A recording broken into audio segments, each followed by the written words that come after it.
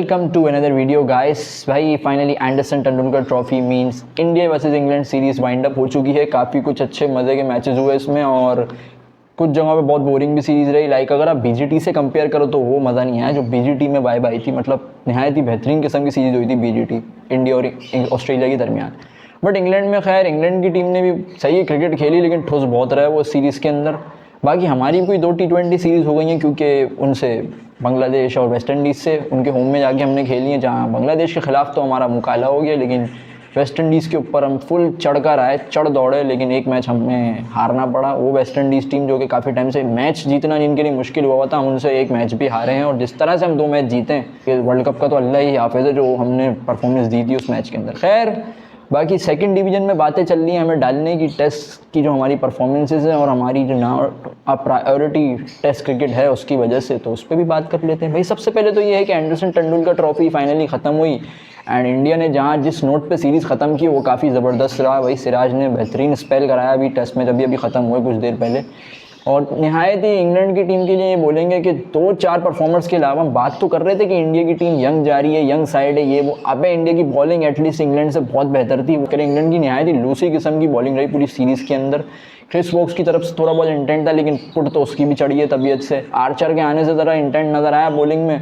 बाकी ये नौबत आई हुई थी कि बेन स्टोक्स को 25-25 ओवर डालने पड़ रहे थे एक इनिंग के अंदर, 30-30 ओवर्स। स्टोक्स कहाँ कराता है, वो उसके लिए ओवर कराना भारी हो गया। फाइनल टेस्ट मैच में वो था ही नहीं। खैर बहुत हद तक इंग्लैंड लास्ट टेस्ट मैच में गेम के अंदर था। जो रूट और हैरी ब्रूक जब तक खेल रहे थे दोनों ने ज़बरदस्त सेंचुरीज भी हिट की इस इनिंग के अंदर। बट द वे सिराज और कृष्णा जिस तरह उन्होंने कमबैक कराया, मतलब लिटरली यार सोचा नहीं था, बहुत ही आउटस्टैंडिंग कमबैक किया। और शुभमन गिल की कैप्टनसी पे ये है कि सवालिया निशान काफ़ी जगहों पर हैं बट कैप्टनसी बुरी नहीं की लड़के ने। बात अगर आप उस तरीके से देखो, इंग्लैंड को बहुत डोमिनेटिंग टाइम दिया इंडिया ने सारे ही टेस्ट मैचेस के अंदर, और इंडिया ने क्रिकेट नो डाउट अच्छी खेली। बट बात सिंपली ये है कि यार पिच के फैक्टर्स पे भी बात होनी चाहिए। नहायत ही कोई घटिया किस्म की पिचेस तैयार की गई हैं सीरीज़ के अंदर, से बल्लेबाजों के लिए ही सब कुछ था, बॉलिंग साइड के लिए इतना कोई खास था नहीं। हाँ, इंडिया की बॉलिंग को हम कह रहे थे शुरू से कि वो एक एक्सपीरियंस बॉलिंग है और उनको आइडिया है कि यहाँ पे कैसे बॉलिंग करनी है। लाइक सिराज ने पहले भी इंग्लैंड में अच्छी बॉलिंग की है, बुमराह वगैरह। इंग्लैंड के पास बॉलिंग अटैक है बट हेंडरसन ब्रॉड के बगैर इंडिया के ऊपर फेस करने आ रहे हैं, तो आप क्या उनसे एक्सपेक्ट करोगे कि बहुत चढ़ के आएंगे इंडिया पे? नहीं भाई, एंडरसन ब्रॉड उनकी बहुत सारे, वो जैसे हम बात करते हैं ना कमिंस, स्टार्क, हेजलवुड, इन तीनों की, ये तीनों जाएंगे तो ऑस्ट्रेलिया की बॉलिंग फिर आप छोड़ ही दो टेस्ट में क्या हो सकती है, क्योंकि इनका भी कुछ ही टाइम का करियर रह गया। सेम लाइक एंडरसन और ब्रॉड, उनके जाने के बाद इंग्लैंड का भी देख लो आप, बॉलिंग अटैक किस किस्म का हुआ है टेस्ट क्रिकेट के अंदर। टंग मंग वगैरह कोई वो बात ही नहीं आ रही। गस एटकिंसन को जाके उन्होंने कोई फाइनल टेस्ट मैच खिलाया पूरी सीरीज़ में, वो नहीं था। तो वो बॉलर है उनका अच्छा, लेकिन वो पूरी सीरीज़ में शायद फिटनेस की वजह से मसले थे उसको, इसलिए वो नहीं खेला। तो ये बात है कि इंग्लैंड की टीम की बात आप जितनी भी अच्छी कर लो ये वो, बट हल्की तो है उनकी टीम पहले कुछ अरसे के मुकाबले।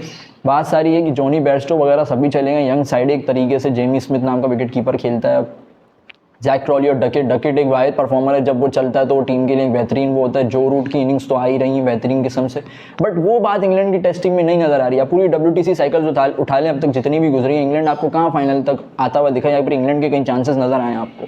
भले बड़ी बातें हो रही होती, बेन स्टोक्स एक अलग क्रिकेट खेल रहा है, जो रूट वगैरह सब, but why England not in the final? असली जवाब ये होना चाहिए। बट इंग्लैंड की क्रिकेट बिल्कुल भी ठोस है इस मुकाबले पे। लाइक फर्स्ट टेस्ट मैच जब ये जीते थे तो हमें लगा कि ये अच्छी क्रिकेट खेलेंगे बेहतरीन इंडिया के अगेंस्ट, बट इंडिया ने भी देखो, नो डाउट इंडिया ने बहुत अच्छी क्रिकेट खेली पूरी सीरीज़ में, बातें बड़ी हुई थी। बैटिंग इंडिया ने आउट क्लास की है।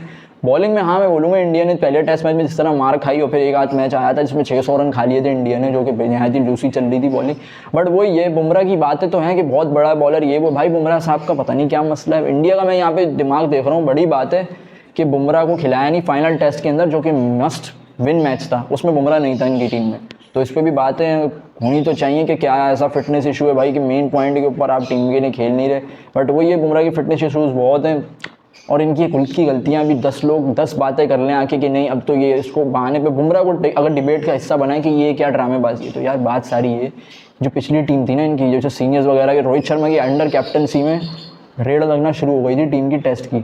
बुमराह के अलावा आपकी साइड लाइन में कोई बॉलर ही नहीं था। सिराज को भी ज़रा डंडा वंडा दिया थोड़ा सा उन्होंने, फिर जाके अपनी बॉलिंग पे कुछ काम वाम किया। बाकी आकाशदीप ने अच्छा इंप्रेस किया सीरीज़ में, कृष्णा ने जिस तरह बॉलिंग की 2 मैचों में। सो ओवरऑल टीम इंडिया भाई ऑन द पेपर इंग्लैंड से भारी थी। अगर आप ओवरऑल टीम देखो ओवरऑल टीम देखो तो इंडिया की टीम भारी थी ऑन पेपर। इंग्लैंड में अगर आप देख लो तो इंग्लैंड की बैटिंग में हाँ दम खम था, लेकिन बॉलिंग नहीं आया थी, कोई बेकार किस्म की बॉलिंग हुई है पूरी सीरीज़ के अंदर। फाइनल वो था कि एक लॉर्ड्स टेस्ट मैच अच्छा हो गया था जिसमें इंग्लैंड ने कुछ स्पिन से कमाल दिखा दिया, वरना अदरवाइज इंग्लैंड का कोई मज़ा नहीं था इस पूरे उसके अंदर टेस्ट सीरीज़ के अंदर। खैर वाइंड अप हो गई भाई, ड्रॉ पे ख़त्म हुई सीरीज़, ना कोई जीता ना कोई हारा, 2-2 मैच और 1 ड्रॉ। तो अब ये है कि WTC स्टार्ट हुई इंग्लैंड की कुछ इस तरीके से। अब इंग्लैंड की टीम जिस तरह यहाँ क्रिकेट खेल के गई है, अब इनका एशेज़ में क्या हाल होगा ये सोचो। ऑस्ट्रेलिया तो इनको चबा जाएगा पूरी तरीके से, ऐसा गंदा वाला रगड़ेगा वो तो, ऑस्ट्रेलिया कहाँ रुकता है किसी टीम के ऊपर, वो इंडिया को नहीं छोड़ता तो फिर इंग्लैंड तो फिर क्या ही आप कह लो। और इंग्लैंड के अगेंस्ट बात ये भी है कि शायद एशेज़ ऑस्ट्रेलिया में मैंने देखा नहीं, अगर ऑस्ट्रेलिया में एशेज़ है तो फिर तो इंग्लैंड का 0% चांस है। ऑस्ट्रेलिया अपने घर में नहीं हारता, ऑस्ट्रेलिया को सिर्फ इंडिया हरा सकता है उनकी कंट्री में, और कोई नहीं, सिंपल सच बात है। टेस्ट में अगर आप पूरे स्टैट्स उनके देख लो। खैर हमारी कोई T20 सीरीज़ वाइंड अप हो गई है भाई, लड़कों ने कोई ज़बरदस्त परफॉर्मेंस दे दी है वेस्ट इंडीज़ सीरीज़ पे, लाइक यंग गन्स जिनकी बात हो रही थी, साहिबजादा फरहान यार मेन हाइडलाइन है बंदर टीम के लिए। लास्ट 6 मैचेस के अंदर 3 मैन ऑफ द मैचेस यार, आप इस बंदे को बेंच करा हुआ हमने इतने टाइम से। साइम अयूब ने भी फिर अपना बल्ला बल्ला खोला इस सीरीज़ में। साइम अयूब हमारे सामने एज एन ऑलराउंडर शो हुआ भाई सीरीज़ में, मेन विकेट्स निकाल के दी लड़के ने, फील्डिंग भी जानदार की, बैटिंग में भी फुल बेहतरीन चार्ज मोड में नज़र आया। लाइक बातें हो रही थी साइम की सिलेक्शन के ऊपर कि भाई ऐसा क्या परफॉर्मेंस कर लिया तुमने जब से तुम्हारा कमबैक हुआ है, हम भी बातें कर रहे थे, बट शुक्र है रिदम विदम में कुछ आया भाई। फ़खर भाई की तरफ से तो कोई बेहतरीन परफॉर्मेंस नहीं आ रही, काफ़ी टाइम से हम देख रहे हैं T20 में बातें होती हैं। फ़खर जमान पाकिस्तान के क्लच प्लेयर है, जिस दिन उसका दिन है वो किसी को नहीं छोड़ेगा उस दिन, हर बॉलर की उस दिन दुर्गत है टाइट वाली। ये फ़खर पे बात होती है, और फ़खर पेलने में बहुत ऊपर की चीज़ है T20 में। T20 नहीं कह लो, एक तरह से क्रिकेट के अंदर मॉडर्न टाइप के, अगर आपको छक्के ज़्यादा मारने वाली चीज़ है, हमने उसका वो रूप देखा था वर्ल्ड कप 2023 के अंदर, जहाँ पे लिटरली हमें उसकी ज़रूरत थी। वो जिस तरह की पिचेस थी वहाँ पे फ़खर जमान का बल्ला फिर चलना आसान था, बट ये है कि उनके अब रन्स नहीं आ रहे भाई T20 में। तो खैर फ़खर का पूरा करियर ही अगर आप उठा के देख लो तो कोई इतनी इम्पैक्टफुल परफॉर्मेंसेज आपको नहीं नज़र आएंगी। वनडे में हाँ हम कह लें कि अच्छा बैटर है, बट T20 में फ़खर की वो गेम नज़र नहीं आ रही। मोहम्मद हारिस उसकी जगह, उसकी बजाय मोहम्मद हारिस साइडलाइन हो गया, नीचे इतना जाता रहा उसका बैटिंग ऑर्डर, पूरी सीरीज़ में उसको सही से मौका ही नहीं मिला। एक आधा मैच में मिला था दूसरे वाले में जिस पे वो मिस हिट हो गया, आउट हो गया, वरना इस मैच में भी आप देख लो कहाँ मिला मौका। हसन नवाज रियली इंप्रेसिव यार, मिडिल ऑर्डर में लड़के ने एक तरह से सॉल्यूशन लगा दिया टीम के लिए कि मिडिल ऑर्डर के अब मसले हल हो रहे हैं हसन नवाज के उससे। लाइक फिर राणा और नीचे से आगे खुशदिल ने जो इनिंग्स खेल ली। राणा साहब के बारे में ये है कि भाई राणा साहब का बल्ला बल्ला अच्छा चल रहा है, बट बॉलिंग में अभी भी कंसर्न है उनको लेके, जो कि ये है कि हमारे यहाँ पे बॉलर तो पता नहीं क्यों नहीं है, ऑलराउंडर के अंदर बॉलर कहाँ गायब हो जाता है। असली सवाल अपना ये होना चाहिए। शुक्र है सुफियान मुकीम को चांस दे दिया वेस्ट इंडीज़ के अगेंस्ट इस सीरीज़ के अंदर, फुल सीरीज़ में चांस दिया ना, तो अभी एक्सपोज भी होंगे वो लोग बैठ के जो अंदर बैठे हुए थे, जिसके डालने के अबरार के होते हुए सुफियान का चांस नहीं बनता। देखो अव्वल तो खिलाना दोनों को एज अ पेयर चाहिए, अबरार और सुफियान को मेरी नज़र में दोनों को एज अ पेयर खिलाना चाहिए। कोई ये बात नहीं है कि भाई एक्स्ट्रा ऑलराउंडर ये वो, अब भाई कुछ नहीं होने वाला है, एक तरह की बातें फालतू की। और जहाँ तक बात है अबरार और सुफियान की, तो भाई अबरार सही है, दोनों को मैं बात करूँ एक साथ खिलाने की। अबरार कह लो चलो वनडे में थोड़ा अच्छा ही है वो, सुफियान T20 में मच मोर बेटर है अबरार से, मच मोर बेटर है। आप उसके तीनों स्पेल उठा के देख लो, 20 रन के अंदर अंदर तो उसने स्पेल निकाले तीनों मैचेस के अंदर। इस मैच में वो सुफियान ही लेकर आया आपको, अगर वो जैसन होल्डर आउट नहीं होता उस बॉल के ऊपर तो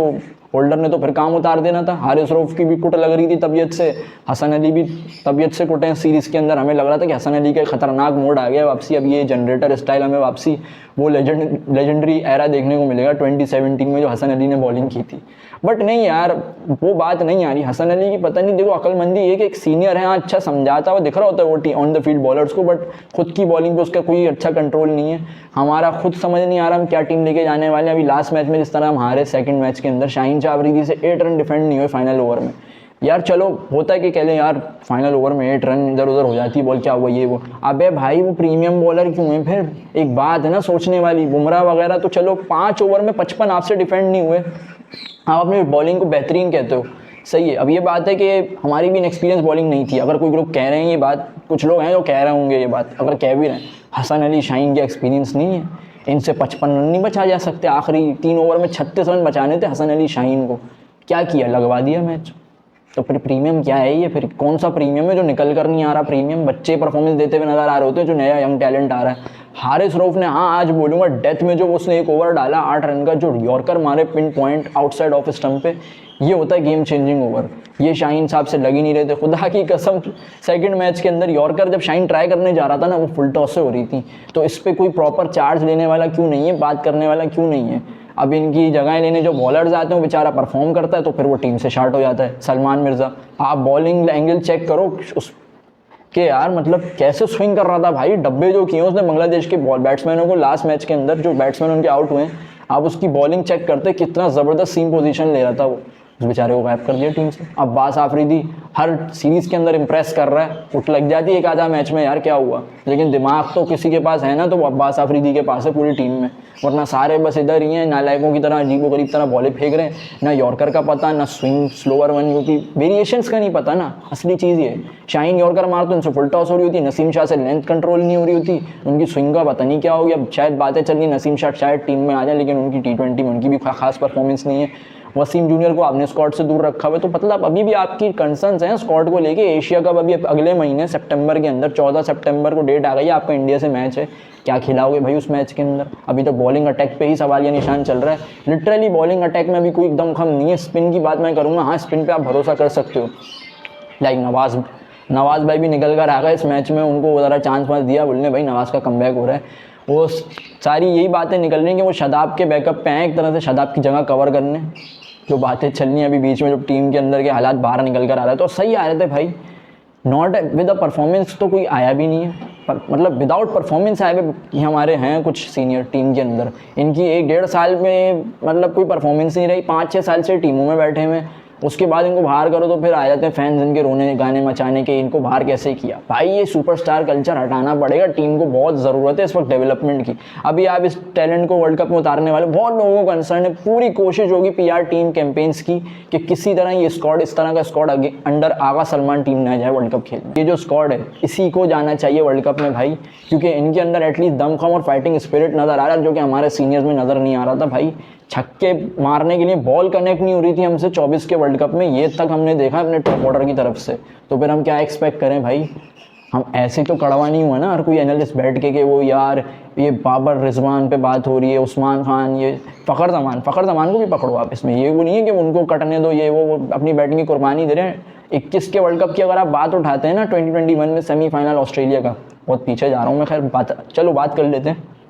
फ़खर और बाबर और रिजवान की बेहतरीन फॉर्म थी उस टूर्नामेंट में। उस टूर्नामेंट में मैं लिटरली कहूँगा हमने बहुत अच्छी क्रिकेट खेली, लेकिन आप फिर भी बुक्स दिखाने के लिए अगर उस टाइम की क्रिकेट देखो, तब मॉडर्न डे, तो मॉडर्न डे की अगर आप बात कर रहे हो ना, तो वो 2015 से शुरू हो गई थी। साउथ अफ्रीका 4-4 रन मार के गया है इंग्लैंड, वो ऑस्ट्रेलिया न्यूजीलैंड की विकेट्स के ऊपर।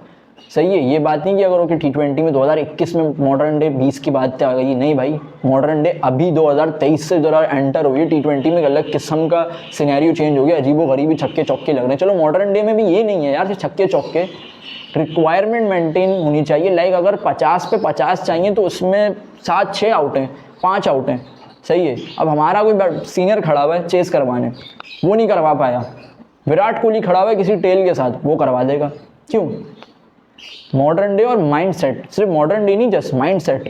यह हमारा माइंड सेट ही नहीं है कि हम उस टाइप की क्रिकेट खेल सके। डरपोकों वाली हम बिल्कुल शैल में जाके क्रिकेट खेल रहे होते हैं। अब ज़रा लड़के कुछ परफॉर्म करके दे रहे हैं, ये भाई ये सब डिजर्विंग टैलेंट है। साहिबजादा फरहान हर टूर्नामेंट में टॉप स्कोरर है आपकी लोकल टूर्नामेंट्स के अंदर। उसके बाद क्या भी बेचारा डिजर्व करता है टीम से बाहर होना? साइम अयूब ने दिखा दिया रिदम अपना, आप उस पर सवालिया निशान उठा रहे थे। बहुत से लोग मैंने सुने बोलते हुए, हम चुप थे, लेकिन हमने जब देखा कि नहीं भाई साइम ने परफॉर्म किया था आपके लिए, बड़े अच्छी सर्विसेज रही हैं वो 3 महीने, साइम ने आपको बड़ा अच्छा बटरफ्लाइज दिखा दी थी। इनफैक्ट अगर वो टूर्नामेंट में होता ना चैंपियंस ट्रॉफी के अंदर, तो शायद आपके लिए कुछ अच्छे मामलात हो सकते थे। बट उसमें से ये साइम का कसूर वाली बात नहीं है, आपने स्पिनर ही नहीं रखा था अबरार के अलावा दूसरा। इन दी एंड बात का लुबे लुबाब यही है भाई कि स्क्वाड के अंदर ना छेड़छाड़ की जाए। ये जो लड़के आप बिल्डिंग में रिफेस में चल रही है ना पाकिस्तान टीम, रिबिल्डिंग हो रही है, नए लड़के आ रहे हैं, इनके साथ मिलकर एक अच्छा कॉम्बिनेशन बन रहा है, इनको खेलने दो। और जिन्होंने हमारे जो कहते रहते हैं ना, जिनके बारे में बहुत टाइम से खेल रहे थे, देखो यार जो हमारी सीनियर टीम थी ना, उसने भी बहुत जलील करवाया है, इसमें कोई शक नहीं, लेकिन बहुत अच्छी मेमोरीज भी दी हैं।